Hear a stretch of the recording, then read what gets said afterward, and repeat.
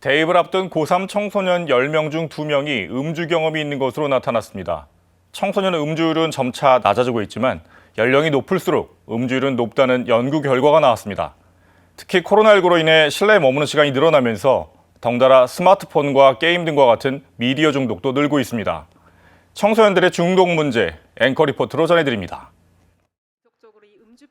한국중독연구재단이 17일 개최한 제2차 포스트 코로나 시대 기획 심포지엄에서는 청소년들의 각종 중독 문제를 심도 있게 논의했습니다.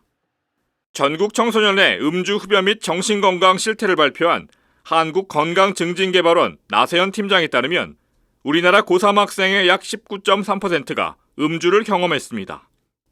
눈여겨봐야 할 점은 이들 가운데 위험 음주율의 비율이 남학생보다 여학생이 더 높게 나왔다는 점입니다.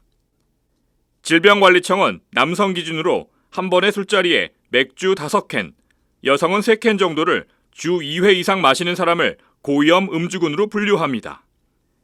첫 음주 경험 연령은 13.2세로 답보 상태이지만 고등학생이 중학생보다 1.6배 음주 경험이 높았습니다. 이미 국내에선 청소년에게 술을 팔지 않고 있지만 술을 구매하기 쉬운 환경 등은 문제라는 지적입니다. 또한 음주 폐해로 인해 매우 높은 사회적 비용이 발생하고 있지만 흡연이나 비만보다 사회적 인식은 낮은 것도 문제라는 겁니다. 술에 관대한 우리 문화, 젊은 층을 타겟으로 한 콜라보 광고, 드라마 속 음주 장면 등은 음주를 조장하는 환경에 해당하기에 개선이 필요하다고 강조했습니다. 우리나라 음주폐 예방 규제 수준은 이제 강화된 바는 있지만 여전히 주요 외국에 비해서 좀 낮은 편입니다. 그리고 이제 계속적으로 이 아동 청소년 타겟의 주류 광고라든지 음주 조장 환경은 지속적으로 발생될 거기 때문에 계속 신규로 발생되는 어떤 규제 사각지대에 놓인 것들에 대한 모니터링, 그다음에 규제 강화가 필요하겠습니다. 청소년 1,667명을 대상으로 한 고양시 청소년의 4대 중독 실태 조사를 발표한 조창선 팀장은 북미 선진국의 주류 판매 허가 제도를 예로 들고 국내 도입을 고민해야 할 시점이라고 주장했습니다.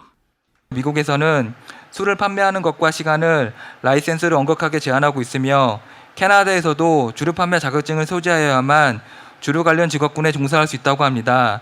우리나라에서도 이에 대한 고민을 해봐야 하는 시점이 온 것이 아닌지. 아울러 발제자들은 공통적으로 코로나19가 아동과 청소년의 삶 전반에 큰 영향을 미쳤다고 밝혔습니다.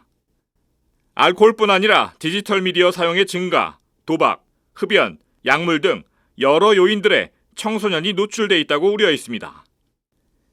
특히 청소년 중독자들은 또 다른 복합 중독에 빠져 있을 가능성이 높다면서 청소년 중독에 대한 인식 개선과 사회적 노력이 필요하다고 입을 모았습니다.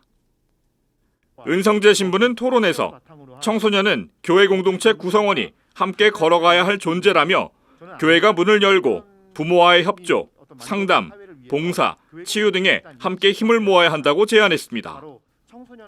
앞서 식전 행사에서 유경천 주교는 이번 심포지엄의 의미를 설명했습니다.